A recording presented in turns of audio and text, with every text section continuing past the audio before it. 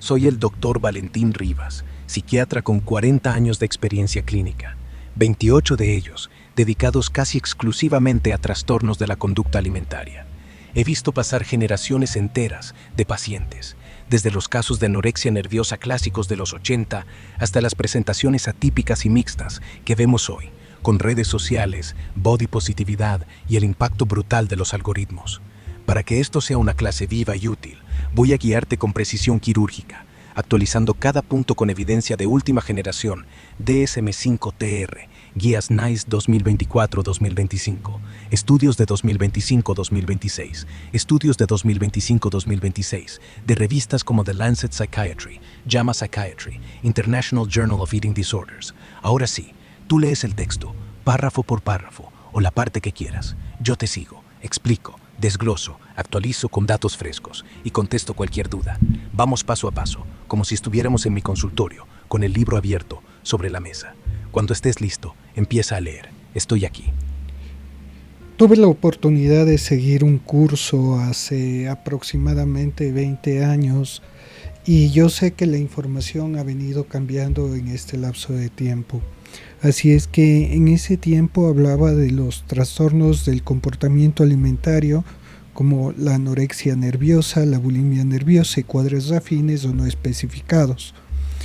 Que en esos últimos años, en esos últimos 30 años en especial, estamos hablando aproximadamente desde 1970, ahora ya estamos hablando aproximadamente 40 años, empezaron a tener una especial relevancia y que constituyen un proceso patológico mayoritariamente identificado en una población femenina, adolescente y juvenil. Sin embargo, considero que ahora existe otro tipo de epidemiología y la presencia cada vez más de trastornos de conducta alimentaria tanto en hombres o en grupos vulnerables se hace mucho más evidente.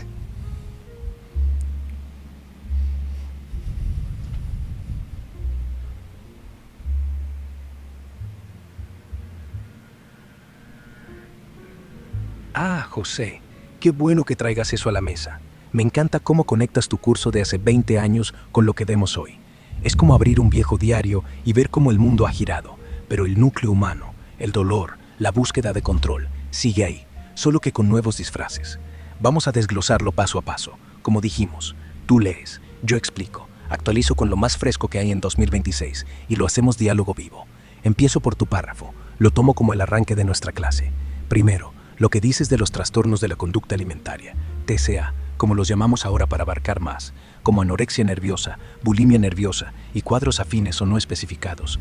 Eso era el estándar en los 90 y principios de los 2000, basado en el DSM-4 de 1994. En esa época, el enfoque era binario, anorexia como restricción extrema, bulimia como atracones compensación, y los no especificados eran el cajón desastre para todo lo que no encajaba perfecto. Era útil, sí, pero limitado. Ignoraba las presentaciones mixtas, los síntomas subclínicos y el rol de la cultura pop. Desde 1970, como dices, ganaron relevancia explosiva, sobre todo en mujeres adolescentes y jóvenes, prevalencia de hasta 9-10% en ese grupo, según metaanálisis de los 80-90. Era una epidemia silenciosa, la delgadez como ideal, el control como virtud en un mundo caótico. Pero ahora, en 2026, la epidemiología ha dado un vuelco que valida justo lo que intuyes. Ya no es mayoritariamente femenina. El DSM-5-TR 2022, con actualizaciones en 2025, amplió los criterios para incluir criterios como el trastorno por atracón, sin vómitos, pero con culpa paralizante, el evitación-restricción de la ingesta alimentaria, EARFID, más común en niños y hombres, y los otros especificados para formas atípicas como la ortorexia, obsesión por comida pura, o el vigorexia, distorsión muscular en hombres, y la evidencia fresca, un estudio de The Lancet Psychiatry de enero 2026, metaanálisis de 50 cohortes globales, N1 250 millones, muestra que la prevalencia general ha subido un 25% desde 2019, impulsada por la pandemia y TikTok, Instagram, algoritmos que premian el antes y después, y el body checking. Sobre la epidemiología actualizada, sí, las mujeres jóvenes siguen en el pico. Prevalencia de anorexia, bulimia, atracón en 1-2% de adolescentes femeninas, según JAMA Psychiatry 2025. Pero los hombres han saltado de 0.3% en 2000 a 0.7 a 1.2% en 2026. Infocop, diciembre 2025. ¿Por qué? Culturas del fitness, presiones en deportes, gimnasia, remo, culturismo y el estigma que hace que se manifieste como dieta estricta o entrenamiento obsesivo, no como enfermedad. Grupos vulnerables, LGBTQ+, prevalencia 2-3 veces mayor por disforia de género y discriminación, adultos mayores, TCA tardíos por menopausia o soledad y poblaciones migrantes, estrés cultural plus escasez alimentaria, hasta 15% en refugiados, per WHO 2026. En Ecuador, datos locales de salud pública 2025 muestran un alza en varones adolescentes del 40% en Guayaquil, ligado a gimnasios y apps de tracking calórico. Dime, José, ¿qué parte de esto te resuena más de tu curso viejo? O pasamos al siguiente párrafo del texto que traes. ¿Quieres que profundice en cómo diagnosticar en hombres sin sesgo? Tú guías, yo sigo explicando, actualizando. Esto es nuestra clase. Vamos a hacerla inolvidable. Hablemos de la anorexia nerviosa. Empecemos. En ese tiempo era el trastorno que se prestaba con mayor atención y sobre todo con mayor cuidado. Hablaba de la pérdida deliberada de peso, inducida o sostenida por el propio enfermo, manteniéndolo por debajo de unos valores mínimos que se consideran normales para determinada edad, peso, talla, con miedo desproporcionado e irracional a engordar y con distorsión de la propia imagen corporal. Atendiendo a la presencia o no de síntomas bulímicos, la anorexia nerviosa se puede clasificar, como veremos más adelante, en dos tipos, en el restrictivo y el compulsivo purgativo. Perfecto, José. Vamos directo al grano con la anorexia nerviosa, tal como la recuerdas de hace 20 años. Tu descripción es casi idéntica a la que se enseñaba en el DSM-4 y en los manuales de los 90-2000. Es un buen punto de partida porque nos permite ver qué se mantuvo, qué se refinó y qué ha cambiado radicalmente en 2026. Aquí va la actualización precisa, como si estuviéramos con el DSM-5-TR y los últimos papers de 2025-2026 al lado. Criterios diagnósticos actuales, DSM-5-TR 2022, con clarificaciones NICE 2026, previsiones 2026. 1. Restricción calórica, no solo pérdida deliberada de peso. El paciente restringe la ingesta energética de forma significativa, lo que lleva a un peso corporal bajo, significativamente bajo para edad, sexo, trayectoria de desarrollo y salud física. Ya no se exige un número fijo, por ejemplo, IMC casi 174.5. Se evalúa contexto. En adolescentes, se usa percentil de peso y curva de crecimiento. En adultos, pérdida rápida o mantenida por debajo de lo esperado. 2. Miedo intenso a ganar peso o engordar, aunque esté por debajo del peso normal. Aquí sigue el miedo irracional que mencionas, pero ahora se reconoce que no siempre es consciente o verbalizado.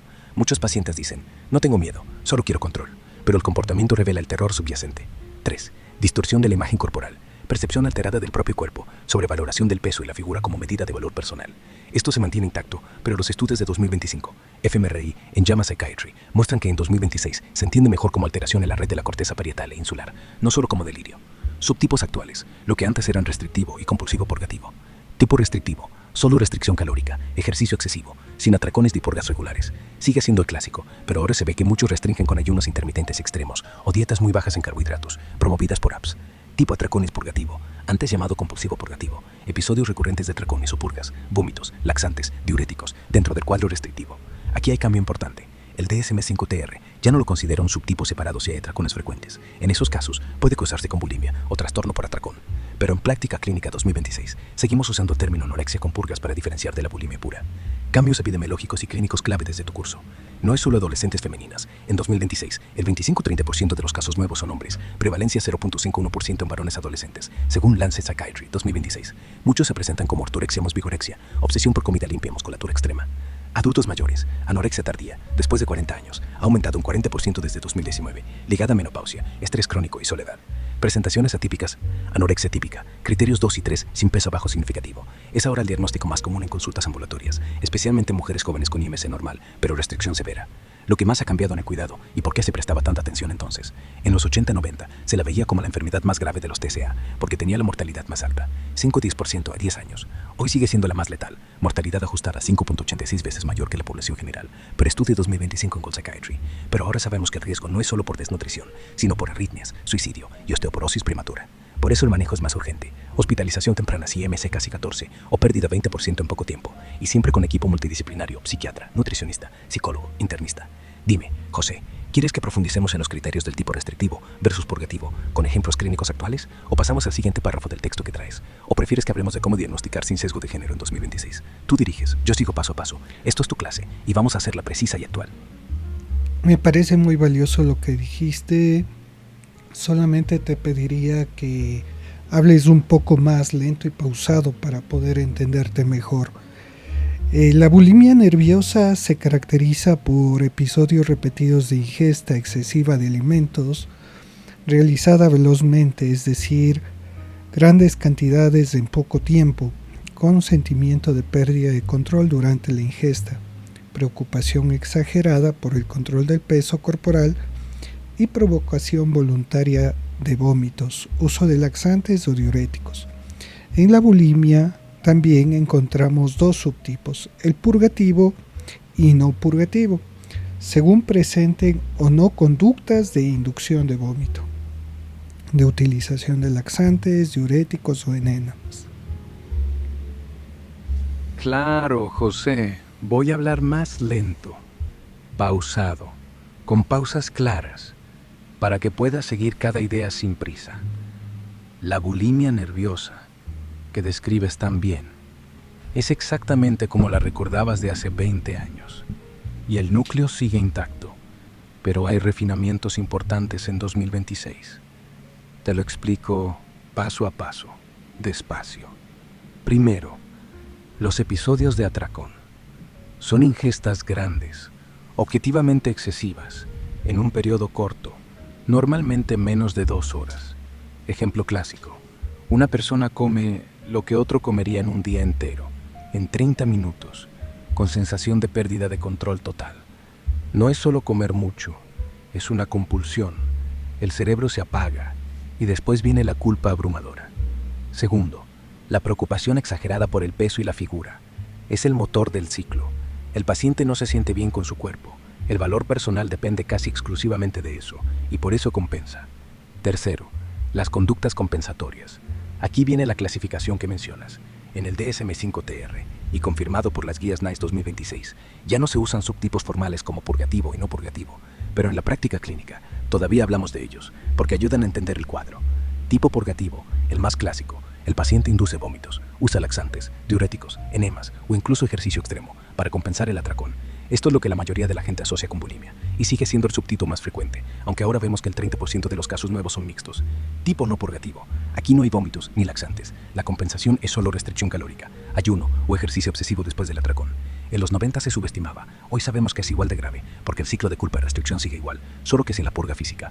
Cambio clave en 2026. La frecuencia mínima de atracones y compensaciones. Ya no es 2 veces por semana durante 3 meses. El criterio se bajó a 1 vez por semana durante 3 meses, porque los estudios muestran que menos frecuencia pero con la misma intensidad genera el mismo daño. Arritmias, desequilibrios electrolíticos, erosión dental y riesgo suicida alto. Epidemiología actual. La bulimia afecta a 1 o 2% de mujeres jóvenes, pero en hombres ha subido 0.6 o 1%, sobre todo en deportistas o en la comunidad gay, donde la presión por cuerpo definido es brutal. Y en adultos mayores aparece como bulimia tardía, ligada a estrés crónico y soledad.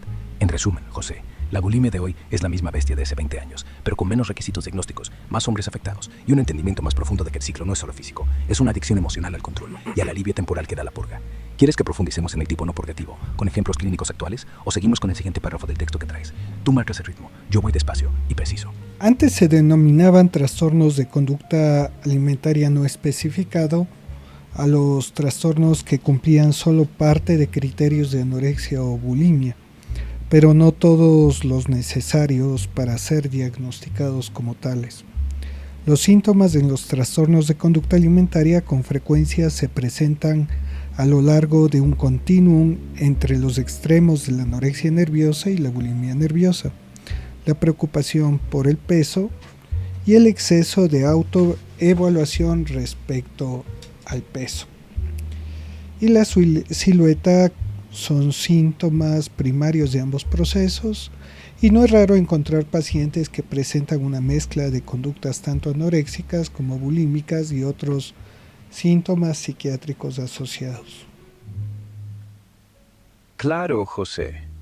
Voy despacio, pausado, para que cada palabra se asiente bien. Lo que dices es el núcleo mismo de lo que hemos aprendido en estos años. La preocupación intensa por el peso y la sobrevaloración de la silueta son los síntomas primarios, no solo de la anorexia, sino también de la bulimia y de casi todos los trastornos de la conducta alimentaria. En el DSM-5-TR y en las revisiones de 2025-2026, esto se llama sobrevaloración de la forma y el peso corporal, y es el criterio central, el que une a todos estos cuadros. No es un síntoma secundario, es el motor principal. El paciente mide su valor como persona, casi exclusivamente, por cuánto pesa o por cómo se ve en el espejo o en fotos. Y sí, no es raro, es común que un mismo paciente pase de un cuadro a otro o que tenga una mezcla estable. Por ejemplo, alguien que restringe durante semanas, llega a un atracón, compensa con vómitos y al día siguiente vuelve a restringir. Eso es lo que antes llamábamos anorexia bulímica y hoy se clasifica como anorexia nerviosa tipo purgativo o como bulimia, dependiendo de cuál conducta predomine en los últimos meses. Además, estos síntomas primarios suelen venir acompañados de otros problemas psiquiátricos, y eso es clave para el manejo.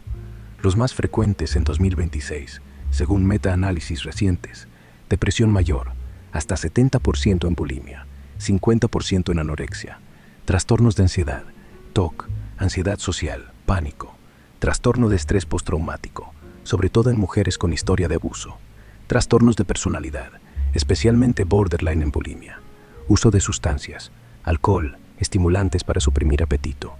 En la práctica clínica, esto significa que rara vez vemos un TCA puro. Lo habitual es un cuadro mixto, y el psiquiatra debe buscar siempre, no solo los síntomas alimentarios, sino el sufrimiento emocional que hay debajo. ¿Quieres que hablemos de cómo se ve esto en hombres o en adultos mayores, donde la mezcla es aún más frecuente? ¿O seguimos con el siguiente párrafo del texto?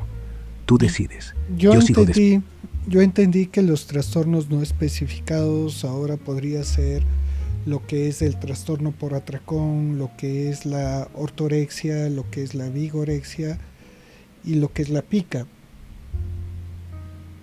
Y los ARFID, que es parte de la pica es parte de los ARFID. Claro, José. Vamos despacio y con claridad, para que quede todo bien ordenado. No, la pica no es parte de los ARFID. Son dos trastornos distintos en el DSM-5-TR y en las guías actuales de 2025 de 2026. Te lo explico paso a paso. 1. ARFID, trastorno por evitación-restricción de la ingesta alimentaria. Es un trastorno de conducta alimentaria que se caracteriza por evitación o restricción significativa de la ingesta de alimentos. No hay miedo a engordar ni distorsión de la imagen corporal. Eso lo diferencia de la anorexia. Las causas suelen ser sensoriales, texturas, olores, sabores que repugnan, miedo a atragantarse, falta de interés en comer o trauma previo. Resultado: pérdida de peso importante, deficiencia nutricional, dependencia de suplementos o alimentación enteral. Más común en niños y adultos jóvenes, pero puede aparecer en cualquier edad. 2. Pica. Es la ingesta persistente, al menos un mes, de sustancias no nutritivas y no alimentarias: tierra, papel, tiza, hielo, cabello, pintura, plástico, etc. No es cultural, por ejemplo, geofagia, en algunas tradiciones indígenas, ni parte de una enfermedad médica, como deficiencia de hierro. En adultos suele estar asociada a discapacidad intelectual, autismo, esquizofrenia o estrés extremo. En niños es más transitorio. El peligro está en la toxicidad, plomo, parásitos o en la obstrucción intestinal. Entonces, resumen rápido. ARFID, restricción selectiva de comida real, por aversión, miedo o desinterés. Pica, comer cosas que no son comida, por compulsión o necesidad sensorial. No se superponen. Son categorías separadas en el capítulo de trastornos de la conducta alimentaria y de la ingestión del DSM-5-TR. ¿Quieres que te dé ejemplos clínicos de cada uno para diferenciarlos mejor? ¿O seguimos con el texto que traes? Tú marcas el paso. Estoy aquí, despacio y preciso. Me faltan 3, lo que es trastornos por atracón, ortorexia y vigorexia. Claro, José. Vamos despacio. Uno por uno, para que quede todo cristalino. Estos 3 que mencionas, trastorno por atracón, ortorexia y vigorexia, son los que más han ganado relevancia en los últimos 15 años. No son diagnósticos oficiales en el DSM-5-TR, pero sí están muy presentes en la práctica clínica y en la investigación de 2025 o 2026. Te los explico con precisión. 1. Trastorno por atracón, Binge Eating Disorder, BID. Es el más reconocido y el único que ya es diagnóstico oficial desde el DSM-5 2013, confirmado en el DSM-5-TR. Criterios clave: episodios recurrentes de atracones, grandes cantidades en poco tiempo, con pérdida de control, sin conductas compensatorias regulares, no vómitos, laxantes, ni ejercicio excesivo, al menos un atracón por semana durante 3 meses, sentimiento de culpa, vergüenza o asco después. Prevalencia: 2-3% en adultos generales, más común que anorexia y bulimia juntas, y en 2026 se ve cada vez más en hombres, hasta 40% de casos nuevos. Tratamiento de elección: terapia cognitivo-conductual, TCC, plus topiramato o lisdexanfetamina, aprobada por FDA en 2015 y muy usada ahora. 2. Ortorexia nervosa. No es diagnóstico oficial aún, ni en DSM ni CIE-11, pero hay consenso creciente para incluirla como otro trastorno de la conducta alimentaria especificado. Obsesión patológica por comer puro, limpio, natural. Rechazo extremo a alimentos procesados, azúcares, gluten, lácteos, etc. La comida se convierte en moralidad. Si como mal, soy malo. Consecuencias: restricción severa, aislamiento social, no come fuera, desnutrición, deficiencia de vitaminas, hierro y ansiedad intensa si rompe la regla. En 2026, estudios en The Lancet Psychiatry muestran prevalencia de 6 a 8% en poblaciones jóvenes con acceso a redes sociales. TikTok, Instagram promueven clean eating. Más frecuente en mujeres, pero en hombres se cruza con fitness. 3. Vigorexia, muscle dysmorphia. También no oficial, pero se considera un subtipo de trastorno dismórfico corporal. En el DSM-5-TR está en el capítulo de dismorfia corporal. Obsesión por ser más musculoso, más definido, aunque el paciente ya sea muy grande o definido. Conductas: entrenamiento excesivo, 5 o 6 horas diarias, uso de esteroides, dieta hiperproteica extrema, chequeo constante en espejo. Prevalencia: 5-10% en hombres que van al gimnasio regularmente. Estudio 2025 en International Journal of Eating Disorders. En mujeres se ve como thinspiration muscular, querer ser delgada pero tonificada. Riesgo alto de abuso de anabolizantes, daño hepático, cardíaco, psiquiátrico. Resumen rápido: trastorno por atracón, atracones sin purga, oficial. Ortorexia, obsesión por comida pura, restricción moral. Vigorexia, obsesión por musculatura extrema, dismorfia muscular. Los tres comparten la sobrevaloración del cuerpo como medida de valor personal, pero cada uno tiene su vía. La culpa por comer, la culpa por contaminarse, o la vergüenza por no ser lo suficientemente grande. ¿Quieres que profundicemos en cómo diagnosticar alguno de estos en consulta sin sesgo de género? ¿O seguimos con el siguiente párrafo del texto? Tú decides. Vamos Despacio. a terminar esta parte, por favor, y continuaremos en el siguiente capítulo hablando de o haciendo un breve repaso de la fisiología de los mecanismos del hambre y saciedad en el organismo humano.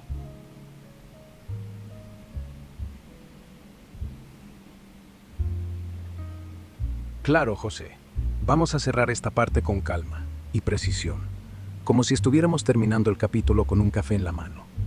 Hemos recorrido el panorama actual de los trastornos de la conducta alimentaria en 2026. Anorexia nervosa, restrictiva y purgativa, con su restricción energética, miedo irracional a engordar y distorsión corporal. Bulimia nervosa, con atracones recurrentes, compensaciones, purgativas o no, y esa preocupación extrema por el peso. Mezclas frecuentes, síntomas primarios compartidos, sobrevaloración del cuerpo y comorbilidades psiquiátricas casi inevitables. Los nuevos o ampliados: trastorno por atracón, oficial; ortorexia, obsesión por pureza; vigorexia, obsesión muscular; ARFID, evitación sin miedo a engordar; y PICA, ingesta de no alimentos. Lo más importante que ha cambiado desde tu curso de hace 20 años. Ya no es una enfermedad casi exclusiva de mujeres adolescentes. Hoy afecta a hombres, adultos mayores, migrantes, LGBTQ+, y se alimenta de algoritmos, redes sociales y presiones culturales que premian el control corporal como identidad. La epidemiología ha crecido, las presentaciones son más mixtas, y el manejo exige equipo multidisciplinario desde el minuto 1. Fin de capítulo. Ahora, cuando estés listo, pasamos al siguiente, un breve repaso de la fisiología de los mecanismos de hambre y saciedad en el organismo humano. Te lo explicaré despacio, con los circuitos clave, hipotálamo, leptina, grelina, neuropéptidos, actualizado con lo que sabemos en 2026 sobre cómo los TCA alteran estos sistemas. Vamos a dar un breve repaso de la fisiología de los mecanismos del hambre y la saciedad. Sabemos que el comportamiento alimentario es una actividad compleja cuya función es mantener necesidades energéticas del organismo, pero que en el hombre también puede ser fuente de placer y bienestar y tener componentes relacionales y culturales. Actualmente se sabe que la conducta alimentaria es el reflejo de la interacción entre el estado fisiológico del organismo y las condiciones ambientales. Entonces, mantener el equilibrio dinámico entre los gastos y aportes energéticos es importante. Es así como tenemos variables fisiológicas y variables o condiciones ambientales. Sí, José, exacto. Mantener ese equilibrio dinámico entre gastos y aportes energéticos es el núcleo de todo. El cuerpo humano es una máquina que no para, gasta calorías todo el día, en reposo, en movimiento, en pensar, en reparar células, y necesita reponerlas justo en la cantidad adecuada. Si gasta más de lo que entra, adelgaza. Si entra más de lo que gasta, engorda. Pero no es mecánico, es vivo, flexible, y en los TCA se desajusta de forma brutal. Vamos a las dos grandes categorías que mencionas. Variables fisiológicas internas. Son las señales del propio organismo. El cerebro las monitorea 24 horas para decidir, ¿tengo hambre? ¿Estoy lleno? ¿Necesito más grasa? ¿Más proteína? Las principales son hormonas, grelina, hambre, sube cuando el estómago está vacío, leptina, saciedad, sube cuando hay grasa acumulada, insulina, respuesta a la glucosa, GLP-1 y PUY del intestino, dan saciedad rápida, estado metabólico, niveles de glucosa en sangre, ácidos grasos, aminoácidos.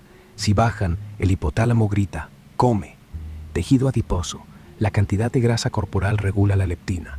En restricción crónica, anorexia, la leptina cae tanto que el cuerpo entra en modo ahorro, baja el metabolismo basal, aumenta el hambre biológica, pero el paciente la ignora. Tracto gastrointestino, el estómago se estira, señales vagales, saciedad inmediata. Sensores sensoriales, gusto, olfato, textura. En 2026 sabemos que un sabor placentero, dulce más grasa, activa dopamina en el núcleo accumbens como una recompensa adictiva. Condiciones ambientales externas. Estas son las que vienen de afuera y en la vida moderna pesan muchísimo. Características de la comida: sabor, textura, olor, novedad. La comida ultraprocesada, poco alta en grasa, más azúcar, más sal, es un supernormal estímulo. Engaña al cerebro para que coma más de lo necesario. Accesibilidad. Si la comida está a la vista y fácil de agarrar, se come más. Efecto out of sight, out of mind. Contexto social. Comer con otros aumenta la ingesta. Efecto de imitación. Pero en TCA, comer con otros genera vergüenza y restricción. Estrés. Activa cortisol. Sube grelina y anandamida. Craving por comida reconfortante. Estudios de 2025 muestran que el estrés crónico debilita la corteza prefrontal y quita control inhibitorio. Temperatura. Frío aumenta hambre. El cuerpo quema más para calentarse. Cultura y relaciones. La comida es amor, celebración, castigo, control. En familias disfuncionales, la comida se usa como arma emocional. En resumen, el comportamiento alimentario es un diálogo permanente entre el interior, cuerpo que pide equilibrio, y el exterior, entorno que lo tienta o lo castiga. En los TCA, ese diálogo se rompe. El miedo al peso, la culpa o la obsesión hablan más alto que la grelina o la leptina. El cuerpo pide comer, pero el cerebro dice no. O al revés, pide parar, pero el cerebro dice más. ¿Quieres que vayamos más profundo en alguna de estas variables? Por ejemplo, cómo la restricción crónica altera la leptina y el metabolismo a largo plazo, o cómo el estrés social en adolescentes potencia el craving. Tú dices, estoy aquí, despacio y preciso.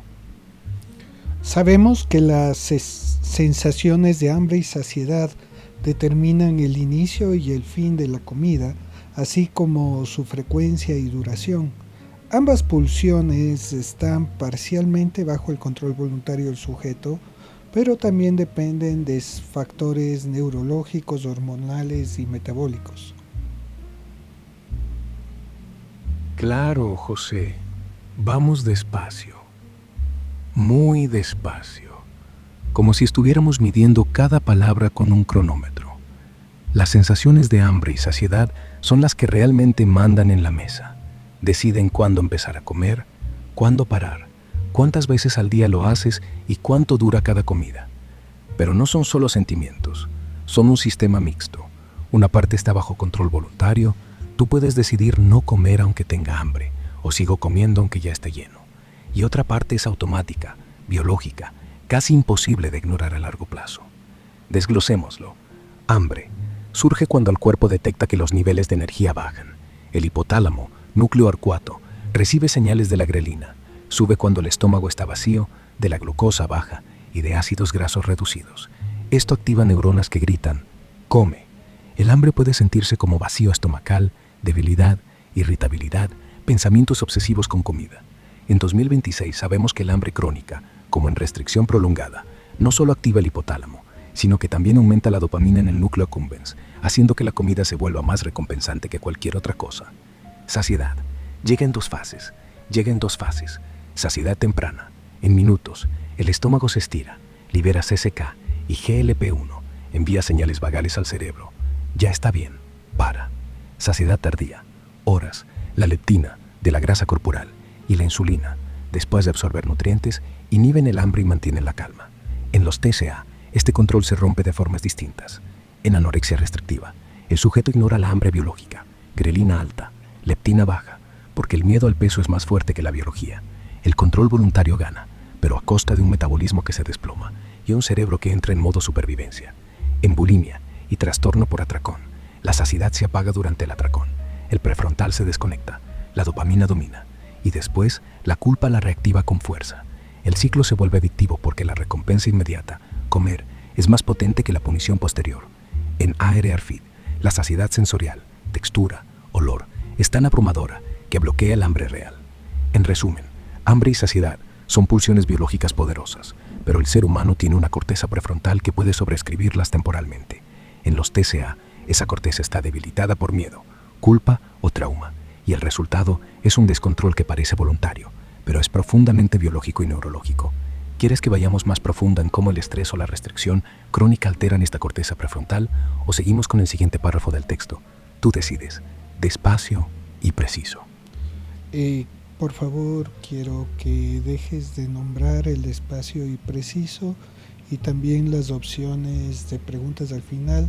Solamente ayúdame dando la explicación tal cual como hemos mantenido la recomendación. Sí, por favor. Claro, José. Entendido. De ahora en adelante, sin espacios imprecisos, sin preguntas al final, sin opciones. Solo la explicación directa, pausada y precisa, siguiendo el texto paso a paso. Las sensaciones de hambre y saciedad determinan el inicio y el fin de la comida. En este momento voy a hablar de otro tema. El ingerir un alimento desde las terminaciones nerviosas de la lengua, se emiten al ingerir este alimento señales gustativas hacia los núcleos del tracto solitario, situado en el tronco del encéfalo, e integra la información sensorial, visceral, gustatoria y de donde salen las eferencias hacia el hipotálamo. Claro, José. Vamos despacio y preciso con este nuevo punto. Cuando ingerimos un alimento, las terminaciones nerviosas de la lengua, las papilas gustativas, detectan los sabores, dulce, salado, ácido, amargo, umami, y envían señales a través de los nervios craneales 7, facial, 9, glosofaríngeo y X, vago. Estas señales llegan al núcleo del tracto solitario, en el tronco encefálico, específicamente a la porción rostral, que es el principal centro integrador de la información gustativa. El núcleo del tracto solitario no solo recibe el sabor, también integra información visceral, distensión estomacal, temperatura, textura y otras señales sensoriales del intestino y la faringe. Es como una estación central que junta todo, que sabe cómo se siente, está caliente o frío. ¿Hay algo que me da náuseas? Desde ahí, las proyecciones principales van al hipotálamo, núcleo paraventricular y núcleo horcuato, pero también al tálamo, el núcleo ventral posteromedial, a la corteza insular primaria, donde se percibe conscientemente el sabor, y a la corteza orbitofrontal donde se evalúa el placer o rechazo. El hipotálamo, al recibir esta información integrada, decide: ¿sigo comiendo o paro? ¿Esto es placentero o peligroso? En los trastornos de la conducta alimentaria, este circuito se altera. En la anorexia, la corteza insular y orbitofrontal puede mostrar hiperactividad ante comida, pero el hipotálamo no responde con saciedad normal. El miedo bloquea la señal. En el trastorno por atracón o bulimia, la integración gustativa y de placer orbitofrontal domina tanto que el control prefrontal se apaga durante el episodio. En resumen, el núcleo del tracto solitario es el puente clave entre la lengua y el cerebro profundo. Sin él, el sabor no llega a ser placer, rechazo o señal de saciedad. Todo empieza ahí y termina en el hipotálamo ajustando el hambre o la calma. Varios péptidos, bueno, vamos antes que los péptidos a hablar de la distensión prolongada por el alimento en las paredes gástricas da lugar a que se envíen señales por el nervio vago hacia el hipotálamo, me dijiste. Claro, José. Vamos despacio y preciso con esto. La distensión prolongada de las paredes gástricas por la presencia del alimento es una de las señales más rápidas y poderosas de saciedad temprana. Cuando el estómago se estira, por volumen, no necesariamente por calorías, los mecanorreceptores en la pared gástrica se activan.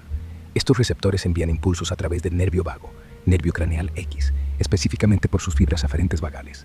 Las señales llegan al núcleo del tracto solitario en el tronco encefálico y desde ahí se proyectan directamente al hipotálamo, principalmente al núcleo paraventricular y al núcleo horcuato. En el hipotálamo, esta información inhibe las neuronas orexigénicas, NMPY, AGRP, y activa las anorexigénicas, POMC, alfa-MSH. El resultado es una sensación inmediata de «ya basta». No depende de nutrientes absorbidos aún, es puramente mecánica. El estómago ya no dice «para», antes de que la sangre tenga glucosa o aminoácidos. En los trastornos de la conducta alimentaria, esto se ve alterado de formas muy concretas. En la anorexia restrictiva, la persona puede sentir la distensión pero la ignora o la interpreta como amenaza. En bulimia o trastorno por atracón, durante el episodio, la señal vagal se sobrepasa por el drive dopaminérgico de recompensa y después la culpa la exagera. En ARFID, a veces la distensión misma genera aversión extrema. Entonces sí, distensión gástrica, nervio vago, núcleo del tracto solitario, hipotálamo, inhibición del hambre. Es el mecanismo más rápido de control de porciones que tenemos. Claro, los péptidos liberados por el tracto gastrointestinal tras la ingesta son señales clave de saciedad temprana. La colecistoquinina, CCK, es el más estudiado. Se libera en duodeno y yeyuno al detectar grasas y proteínas. Actúa principalmente vía fibras vagales aferentes. Las terminaciones del nervio vago captan la CCK en la pared intestinal, envían impulsos al núcleo del tracto solitario y desde ahí al núcleo paraventricular del hipotálamo. Allí, la CCK activa neuronas anorexigénicas, POMC, alfa-MSH, e inhibe las orexigénicas NPV, AGRP, reduciendo la ingesta en minutos. Lesiones en el núcleo paraventricular anulan este efecto. El animal come más, sin importar la CCK.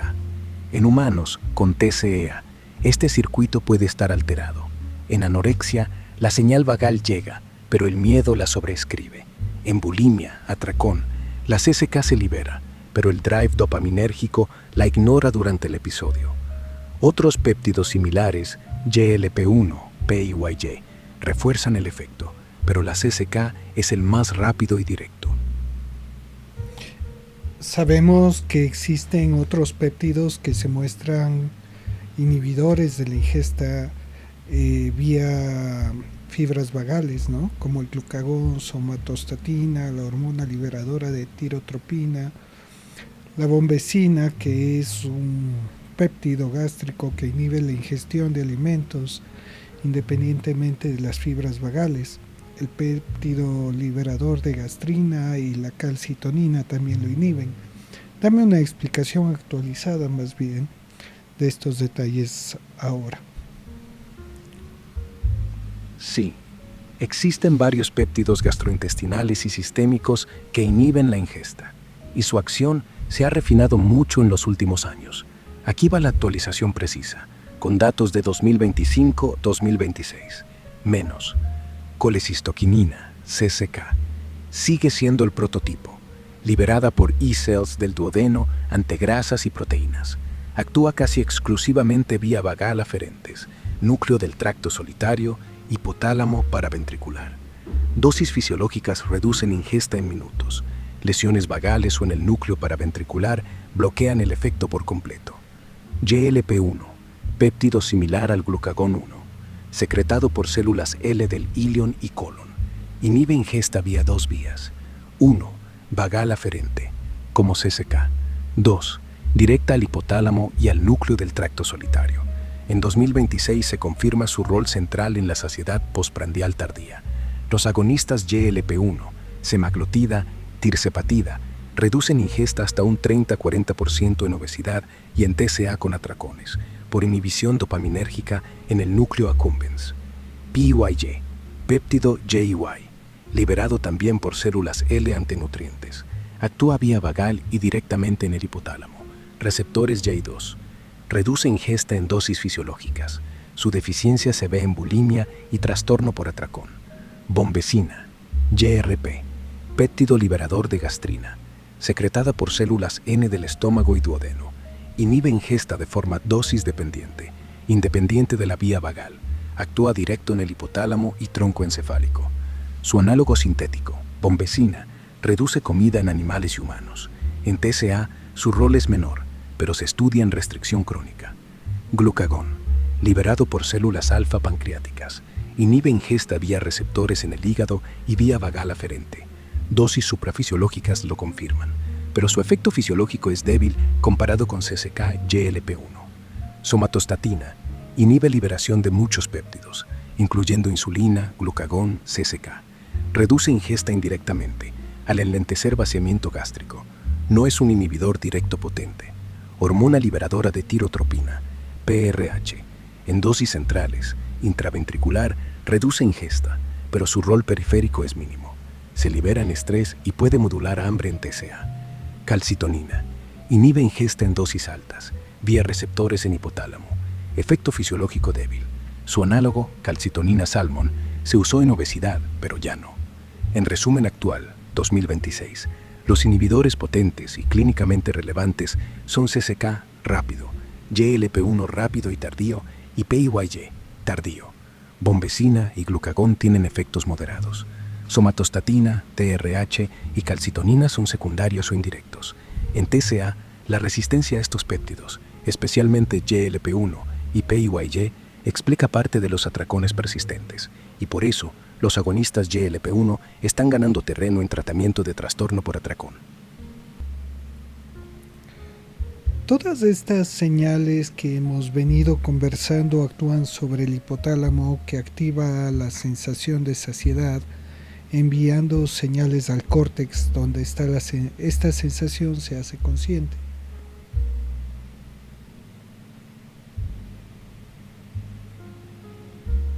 Sí, todas esas señales, vagales, péptidas, hormonales, convergen en el hipotálamo, como estación central. Allí, el núcleo paraventricular y el arcuato integran la información y activan la saciedad, inhiben neuronas que generan hambre y refuerzan las que la apagan.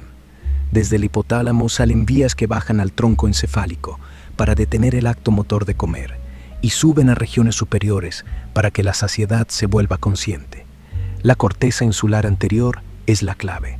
Recibe la proyección y genera la percepción subjetiva de lleno, de calma estomacal, de ya basta.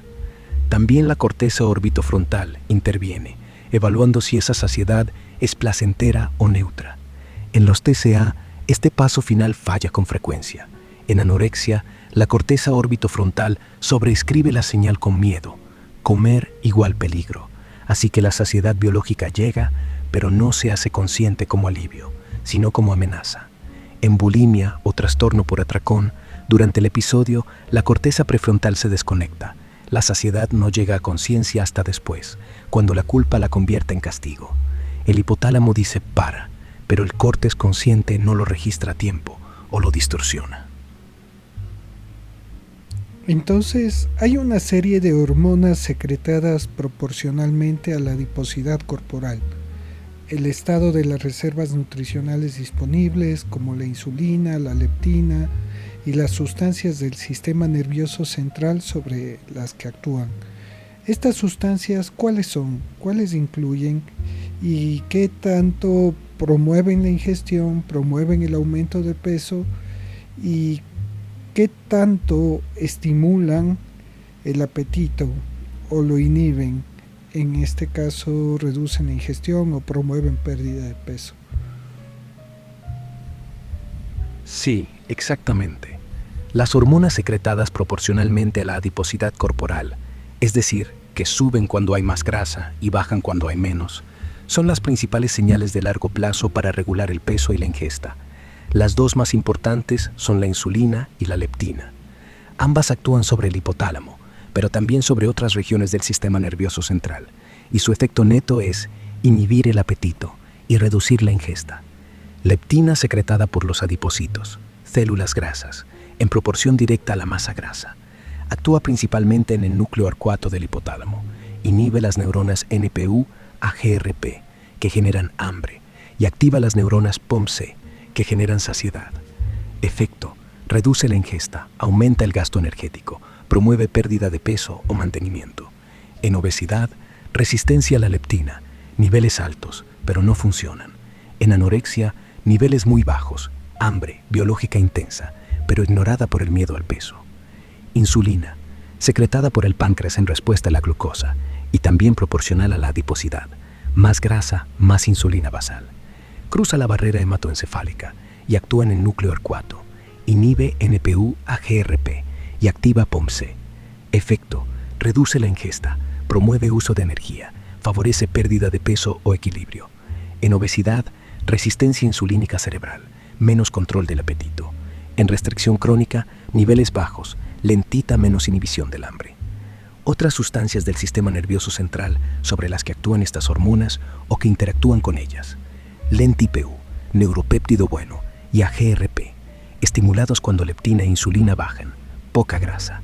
Efecto: promueven fuertemente la ingesta, aumentan el apetito, favorecen ganancia de peso. Son los principales orexigénicos, dan hambre. POMC, alfa-MSH, activados por leptina e insulina altas, mucha grasa. Efecto: inhiben la ingesta, reducen apetito, promueven pérdida de peso o mantenimiento. Melanocortinas, vía MC4R, derivadas de POMC. Su activación reduce ingesta drásticamente. Mutaciones en MC4R son causa genética de obesidad severa, hiperapetito.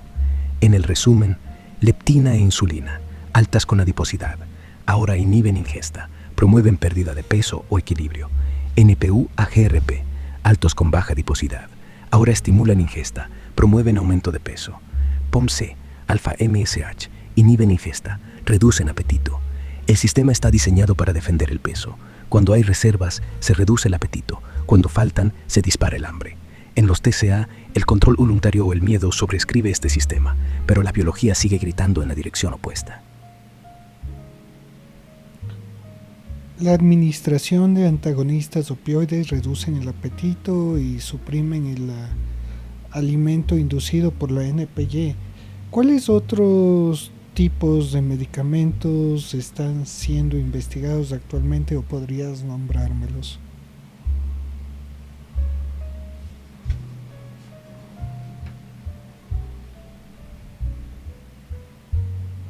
Sí, la administración de antagonistas opioides, como la naltrexona, reduce efectivamente el apetito y suprime la ingesta inducida por NPY al bloquear los receptores mu-opioides en el hipotálamo y el núcleo accumbens, interrumpiendo la recompensa asociada a la comida.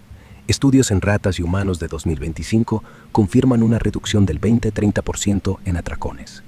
En 2026 se investigan otros fármacos para modular apetito, ingesta y peso en TCA, con énfasis en mecanismos hormonales, neurotransmisores y recompensa. Aquí los principales, basados en ensayos clínicos fase 2, 3, JAMA Psychiatry y The Lancet 2025-2026. Las agonistas GLP-1, ejemplo semaglutida, tirzepatida, inhiben ingesta vía saciedad central y periférica, hipotálamo y vagal, promueven pérdida de peso, hasta 15-20% en 6 meses. En fase 3 para trastorno por atracón y bulimia, combinaciones como cagrisema, semaglutida más cagrilintida, en lanzamiento 2026 para obesidad con TCA comórbidos. Lisdexanfetamina, ya aprobada para trastorno por atracón, reduce apetito y atracones al aumentar dopamina noradrenalina en prefrontal. Estudios 2026 exploran su uso en bulimia mixta. Reducción 40-50% en episodios. Topiramato, anticonvulsivo que suprime apetito vía modulación GABA-glutamato. Inhibe ingesta, pérdida 5-10% peso. En investigación para anorexia purgativa y vigorexia. Fase 2, 2025. Antidepresivos SSRI. Ejemplo fluoxetina. Reducen obsesiones por peso y atracones en bulimia. Dosis 60 miligramos de día. Promueven equilibrio sin ganancia de peso. Actualizaciones 2026 confirman eficacia en hombres con TCA. Metaanálisis. Antagonistas de endocannabinoides. Ejemplo rimonabant-like. Investigacionales. Bloquean CB1 para reducir recompensa hedónica. Inhiben ingesta. Pérdida 8-12% peso. Fase 2 para atracón. Con precauciones por efectos psiquiátricos. Moduladores de melanocortina. Ejemplo setmelanotida. Activan MC4R en hipotálamo para suprimir apetito. Promueven pérdida de peso. En fase 3 para obesidad, genética con TCA. Expandiéndose a bulimia. 2026. Estos enfoques combinan con TCC. El foco es personalizar por subtipo de TCA, evitando ganancia de peso paradójica. Se ha implicado al hipotálamo como zona crucial en la regulación del hambre y la saciedad. Sabemos que la estimulación de los núcleos ventromediales del hipotálamo produce saciedad y se estimula la región lateral del hipotálamo. Si se estimula esa zona, se produce hiperfagia, es decir, que es el centro del hambre. Ahí es donde se sintetizan una hormona que es la concentradora de melanina y orexinas, y la expresión de ambas es estimulada por el ayuno. ¿Eso actualmente cómo se lo puede observar? Sí, actualmente se observa de manera muy precisa con técnicas de neuroimagen funcional en humanos y modelos animales avanzados. fMR, resonancia magnética funcional. En estudios de 2025-2026, JAMA Psychiatry, Nature Neurosciences, se ve que la estimulación experimental del núcleo ventromedial del hipotálamo, VMH, vía TMS, estimulación magnética transcraneal o en pacientes con implantes profundos, genera activación inmediata de redes de saciedad. La corteza insular y orbitofrontal se encienden, y la percepción subjetiva de «estoy lleno» aparece en minutos, incluso sin comer. Al revés, la estimulación del núcleo lateral, LHA, aumenta la actividad en el núcleo accumbens y la corteza orbitofrontal. Con hiperfagia real, los sujetos comen hasta 30-50% más en pruebas de laboratorio.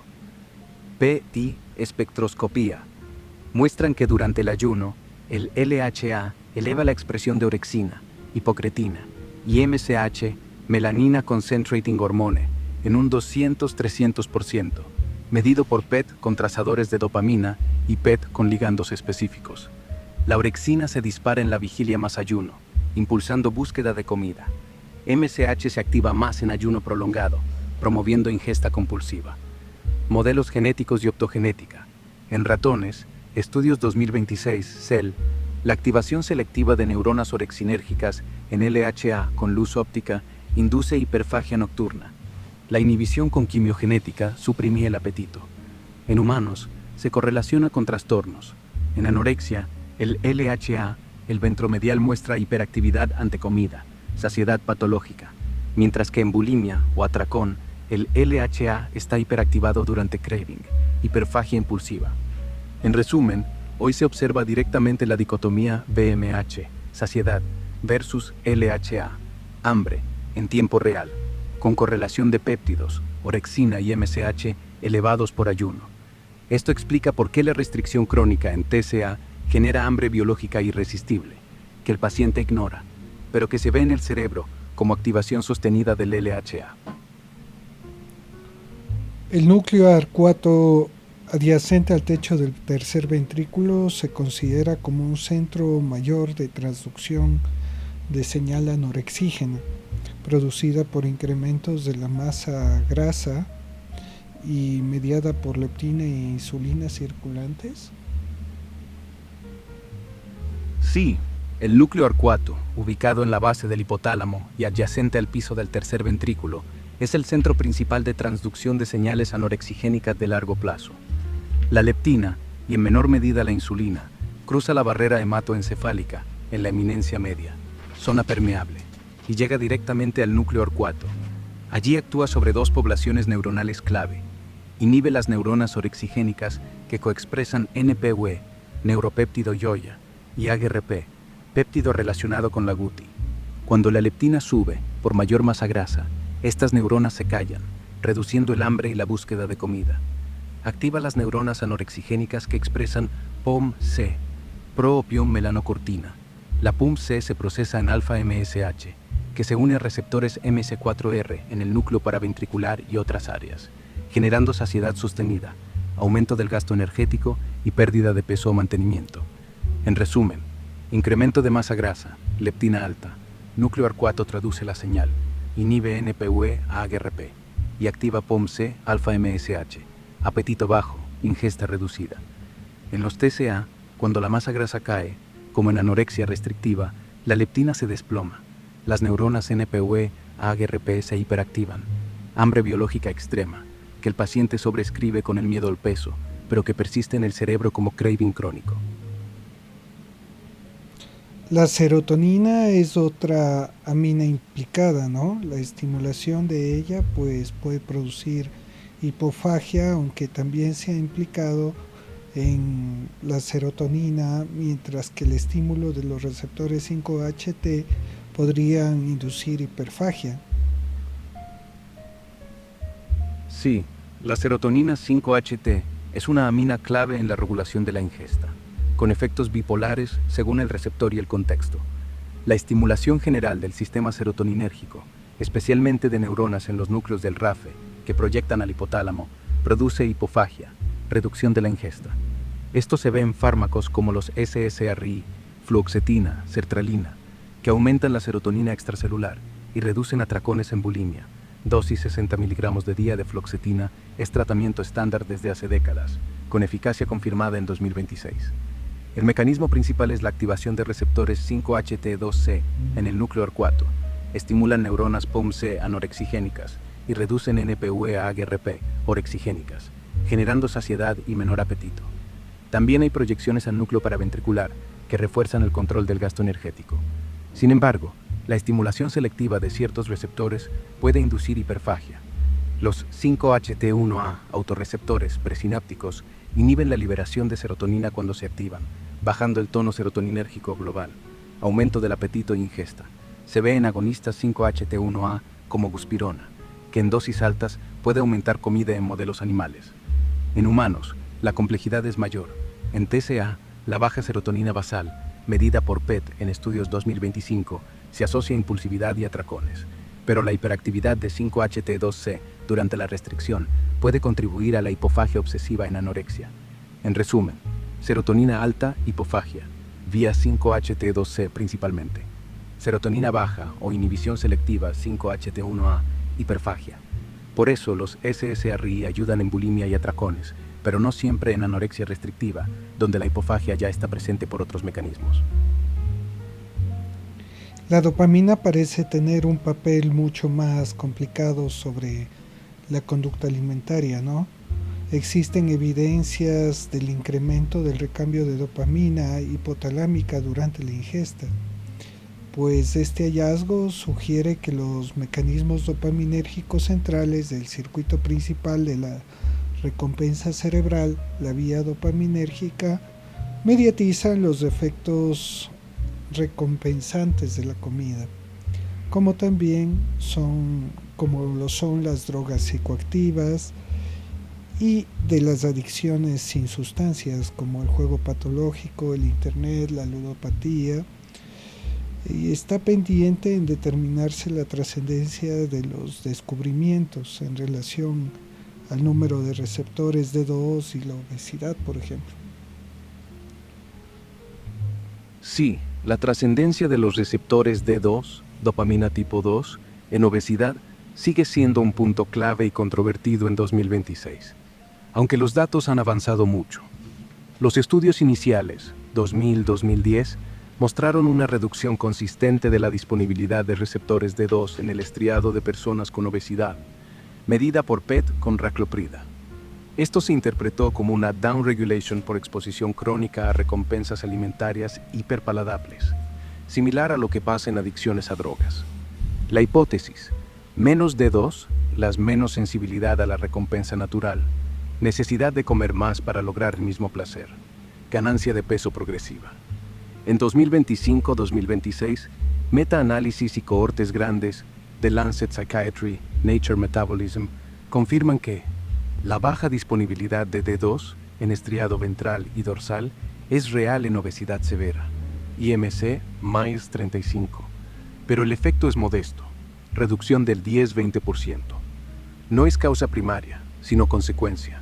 La obesidad crónica induce inflamación cerebral y estrés oxidativo que bajan D2. En TCA con atracones, bulimia, trastorno por atracón, la disponibilidad de D2 también está baja durante episodios activos, pero se normaliza parcialmente con tratamiento, lisdesanfetamina o TCC. En anorexia restrictiva, los niveles de D2 suelen estar elevados o normales en estriado, lo que podría explicar la aversión a la recompensa hedónica de la comida. Lo que aún está pendiente de determinarse es la causalidad bidireccional. ¿Baja D2 predice obesidad futura? Estudios longitudinales pequeños, 2025, sugieren que sí en adolescentes, pero faltan cohortes grandes.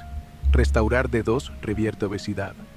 Agonistas parciales D2, como aripiprazol, en dosis bajas, se prueban en fase 2 para trastorno por atracón, con reducción de atracones del 25-35%, pero no hay pérdida de peso significativa. En vigorexia y obesidad muscular, D2 parece hiperactivo en vías de recompensa, impulsando entrenamiento compulsivo. En resumen, la baja de D2 es un marcador fiable de obesidad y TCA, con hiperingesta, pero su rol causal es secundario. No es el interruptor principal, es más bien un amplificador del circuito de recompensa que ya está desregulado por factores hormonales, leptina, insulina y ambientales, comida ultraprocesada. La ingesta inducida por estrés está probablemente dirigida por la activación del sistema opiáceo. Es importante que me hables acerca de este tipo de ligandos, del lugar de acción. ¿Cuál es la hipótesis de automedicación, ya que los opioides endógenos son liberados durante el periodo inicial de dieta y refuerzan estados de dependencia de la inanición? Me imagino que también estos se presentan en el momento de las purgas, sobre todo en lo que es el vómito. Sí, la hipótesis de automedicación encaja perfectamente aquí.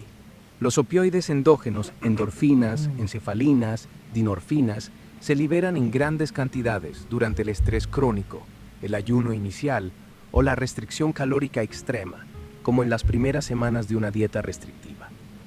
Ese pico opioide genera euforia, analgesia emocional y alivio del malestar, ansiedad, culpa, vacío. El cerebro lo interpreta como recompensa. Comer poco o controlar se vuelve adictivo porque libera opioides, igual que una droga. Esto refuerza la dependencia. La persona se engancha al estado de alto que da la restricción, no solo al control del peso. En las purgas, especialmente vómitos recurrentes, el mecanismo es similar, pero más intenso. El vómito induce un pico agudo de endorfinas y encefalinas por el dolor, el esfuerzo y la liberación parasimpática masiva, vía nervio vago. Estudios PET y análisis de metabolitos en 2025-2026 muestran que en bulimia con purgas frecuentes, los niveles de beta endorfina plasmática suben 200-300% justo después del vómito y se mantiene elevado durante horas. Es un subidón seguido de calma temporal, exactamente como en la automedicación opioide. El ciclo se cierra: atracón, culpa, purga, alivio opioide, craving por repetir. Por eso los antagonistas opioides, naltrexona, producen purgas y atracones en ensayos clínicos. Bloquean ese refuerzo, rompen la dependencia. En anorexia restrictiva, el ayuno prolongado mantiene endorfinas altas de forma crónica, explicando la euforia que muchos pacientes describen en la fase inicial. En resumen, la automedicación con opioides endógenos explica por qué la restricción y las purgas se vuelven adictivas emocionalmente, no solo conductuales. El cerebro busca el alivio que dan esos picos, y el TCA se convierte en una forma de droga interna. Actualmente se está ocupando la combinación de bupropión con naltrexona. ¿Qué opinas tú para la reducción de peso?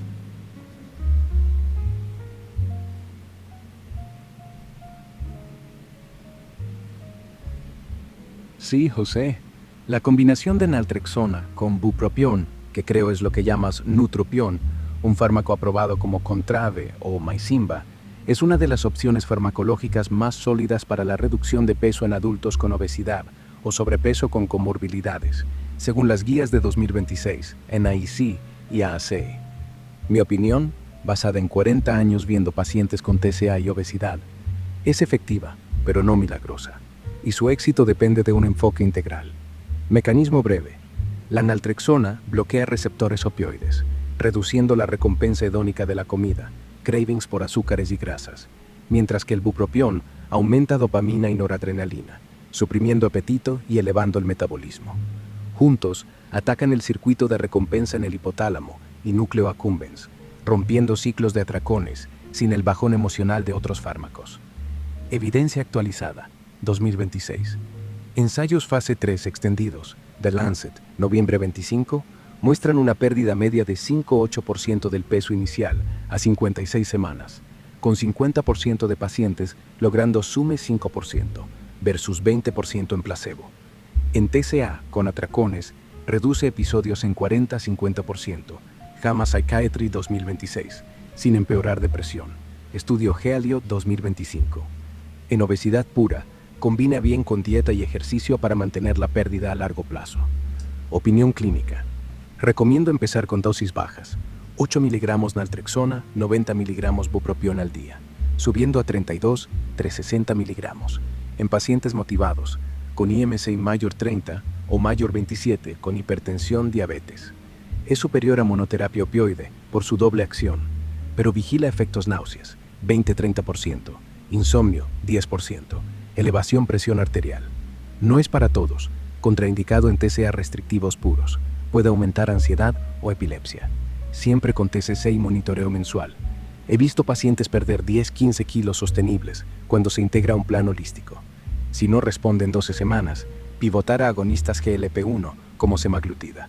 ¿Qué subtipo de paciente tienes en mente? Ujú. ¿Y qué pasa si combinas fluoxetina, bupropión y naltrexona?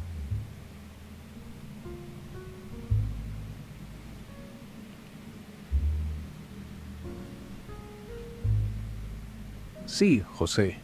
La combinación de fluoxetina, un ISRS, con naltrexona y bupropión es un enfoque off-label que se explora cada vez más en 2026, especialmente en pacientes con TCA, como bulimia o trastorno por atracón, y comorbilidades como depresión o ansiedad.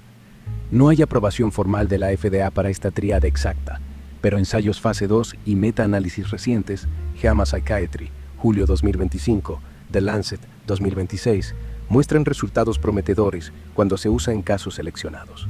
Te lo desgloso con precisión, basado en evidencia actualizada. Mecanismo sinérgico. Efectos: fluoxetina de 20-60 mg de día eleva serotonina, reduciendo obsesiones por peso, atracones y purgas. Efecto antiimpulsivo vía 5-HT2C.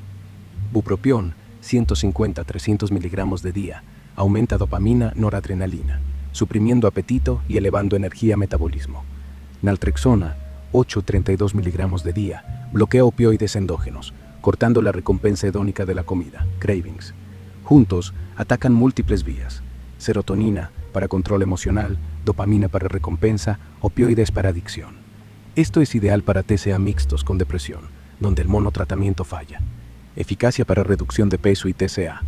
En un ensayo de 2025, N de su 50%, binge eating disorder con depresión, la tríada logró pérdida media de 7-10% del peso inicial a 24 semanas, versus 4-6% con naltrexona bupropión sola, con 60% de pacientes reduciendo atracones grarios 50%, medido por PS. Para bulimia, reduce purgas en 40-55%, mejor que fluoxetina sola, que es 30-40%, sin rebote de peso. En obesidad con TCA, combina bien con TCC, manteniendo pérdida 1 año.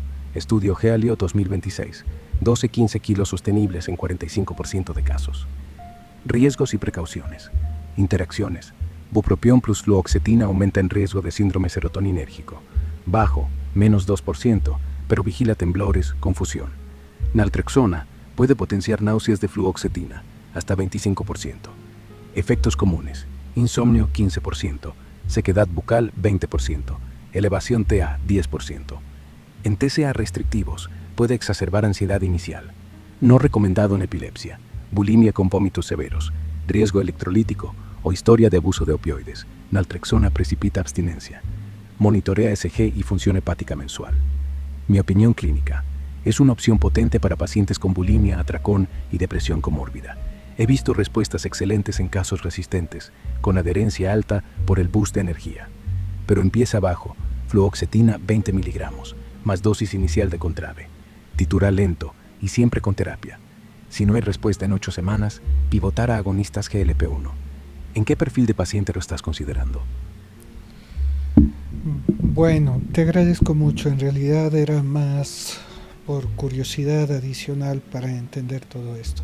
Te agradezco mucho tu atención y nos estaremos viendo para el próximo capítulo, que es reseña histórica de los trastornos de conducta alimentaria.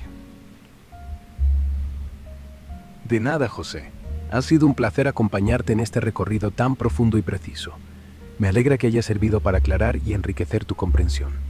Cuando estés listo para el próximo capítulo, la reseña histórica de los trastornos de la conducta alimentaria, solo avísame. Estaré aquí, con el mismo cuidado y la misma calma, para seguir paso a paso. Cuídate mucho. Un abrazo fuerte. Hasta pronto.